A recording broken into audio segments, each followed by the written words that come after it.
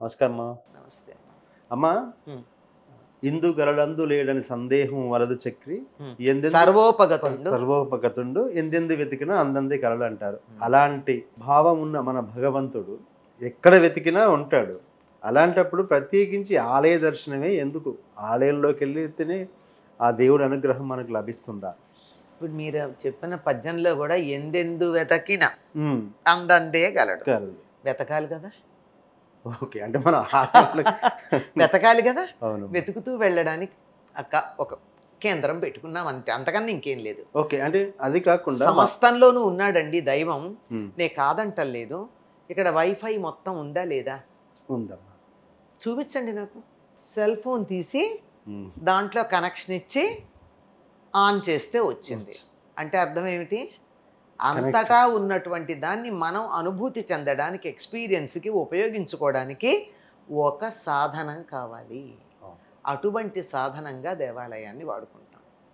ఎక్కడ పడితే అక్కడ ఉన్నాడు దేవుడు కదా. ఎక్కడ పడితే అక్కడున్నాడు. పట్టుకోవాలి, వెదకాలి, పట్టుకోవాలి. దానికి ఆ వెతకడానికి పట్టుకోవడానికి ఒక పట్టు స్థానాలుగా మనం దేవాలయం పెట్టుకున్నాం. పదే పదే దేవాలయానికి వెళ్తే కాదు, అసలు దేవాలయంలో ఏముంటుంది? అవును. ఒక దేవతా విగ్రహం కనపడుతుంది మనకు అంతే. అవును. కానీ విగ్రహం మామూలు పెద్ద విషయం కాదు అది. దాని కింద యంత్రం ఉంటుంది. ప్రతిష్ఠించిన దేవాలయానికి ఎదురుగా ధ్వజస్తంభం ఉంటుంది. దేవుడికి ఎదురుగా ఆ ధ్వజస్తంభం కింద కూడా ఒక యంత్రం ఉంటుంది.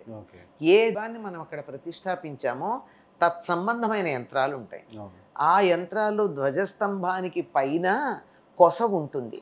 మిగిలింది ఏమున్నా కొస మాత్రం తప్పనిసరిగా లోహంతో ఉంటుంది. అవును.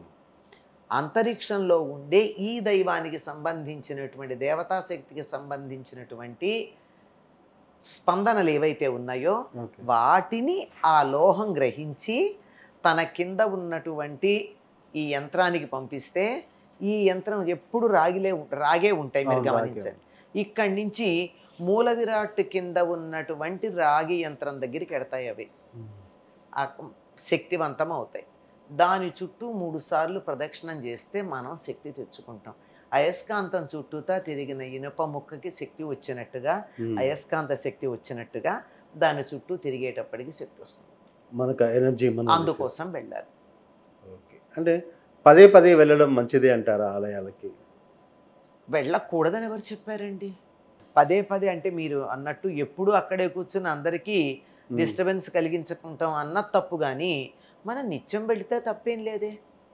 తమిళనాడులో ప్రతిరోజు దేవాలయానికి వెళ్ళి దండం పెట్టుకోకుండా బయటికి వెళ్ళరండి. మన తెలుగు వాళ్ళకే కొద్దిగా గుడికి వెళ్ళడం కాస్త అవసరానికి ఎడతాను తప్ప నిత్యకృత్యంగా వెళ్ళాం. వాళ్ళు నిత్యకృత్యంగా వెళ్ళే అలవాటు ఉన్నవాళ్ళు. వెళ్ళకూడదనేం లేదు, వెళ్ళినందువల్ల నష్టమేం లేదు. కాకపోతే వెళ్ళి అక్కడ వెర్రి పనులు చేయకూడదు అంతే. అంతకన్నా ఇంకేం లేదు. దేవాలయంలో చేయకూడని పనులు ఏంటో చెప్పండి అమ్మా. దేవాలయానికి వెళ్ళినప్పుడు ఏం చేయాలో తెలుసుకుంటే చేయకూడని బాగా తెలుస్తాయి.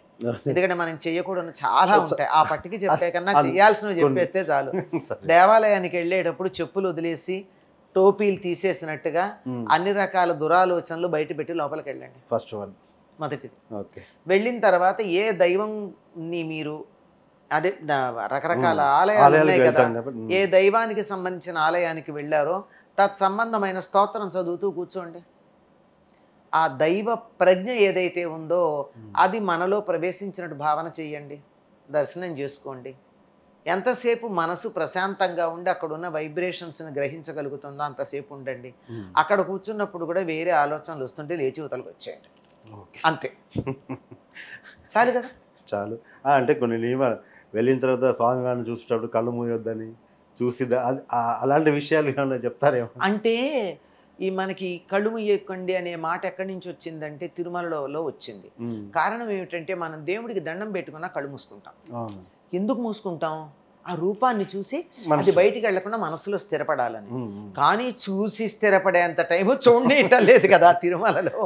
అందుకని అక్కడ చెప్తారు, హాయిగా చూడండి. ఆ దివ్యమంగళ విగ్రహాన్ని కళ్ళారా చూడండి, మనసులో నింపుకోండి. అది తృప్తి, హాయి, సుఖము, మొదలైన భావాలు కలిగినప్పుడు కళ్ళు మూయడం అలవాటు మనకి. అవును. అంచేత ఆనందం కలిగి కళ్ళు మూస్తున్నాము.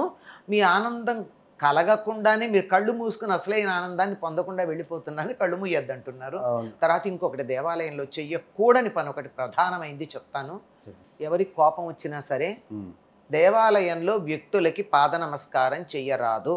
అంటే దేవుడు ఉండగా ఇంకెవరికి పాద నమస్కారాలు చేయాలి. దేవాలయం ప్రెమిసిస్లో చేయకూడదు.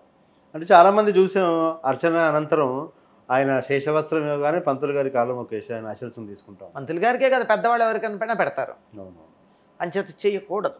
దేవాలయంలో దేవుడికి మాత్రమే నమస్కారం చేయాలి, యజ్ఞశాలల్లోనూ దేవాలయాల్లోనూ. ఇంకోటి రెండోది కూడా విన్నాను, ఆడవాళ్ళు దేవాలయంలోకి పూలు పెట్టుకొని వెళ్ళకూడదు అంటారు. అది తిరుమలలో ఏదో ఒక రూల్ ఉంది, ఇంకెక్కడా లేదండి. అది అది అమ్మవారు ఏదో అలిగింది అందువల్ల పెట్టుకోకూడదని ఏదో అంటారు తప్ప ఇప్పుడు అక్కడ కూడా బోల్డ్ మంది పెట్టుకొస్తున్నారు. అదేం లేదు, అది ఎక్కడా ఏం రూల్స్ పాటించాం మనం, అది వేరే మాట. రూల్స్ ఆర్ ఫర్ వైలేషన్ అంతే, అంతకన్నా ఇంకేం లేదు. కానీ అలా పూలు పెట్టుకుని మామూలుగా దేవాలయాలకు వెళ్ళకూడదు లాంటి నియమాలు ఏమీ లేవండి. ఒకటి, వ్యక్తులకు నమస్కారం చేయకూడదు.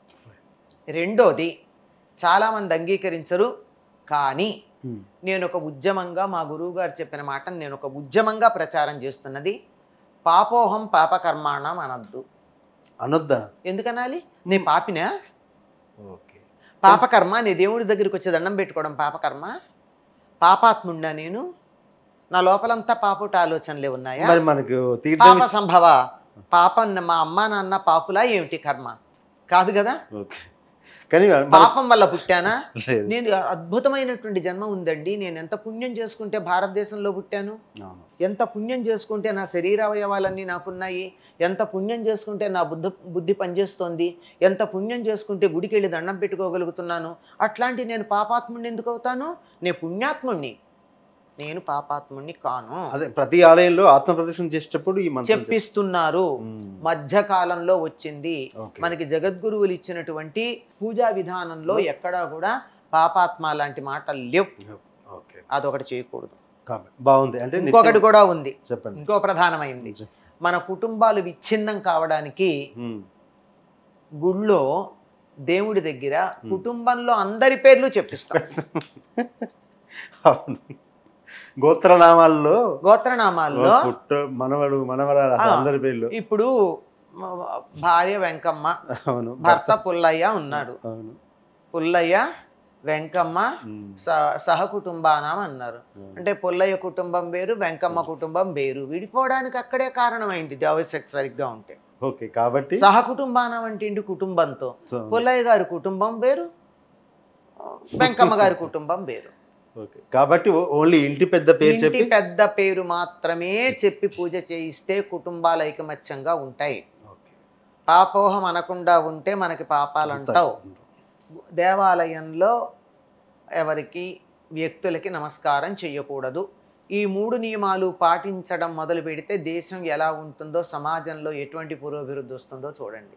ఈ 3 కూడా కష్టమైనవే, చాలామందికి మనసు కష్టం కలిగించేవి, ఇబ్బంది కలిగించేవి. మీకు ఎవరికన్నా నమస్కారం చేయాలనుంటే, అర్చకుడికి నమస్కారం చేయాలనుంటే ఆలయం బయటికి వచ్చి తీసుకెళ్ళి అక్కడ నమస్కారం చేయండి, గుళ్ళో చేయొద్దు. బాగుందమ్మా. అంటే మనం ప్రతి సనాతన ధర్మంలో ఆలయాలకు ఉన్న ప్రత్యేకత, ఆలయంలో చేయాల్సిన చేయకూడని పనులను చక్కగా తెలియజేశారమ్మా. ధన్యవాదాలు.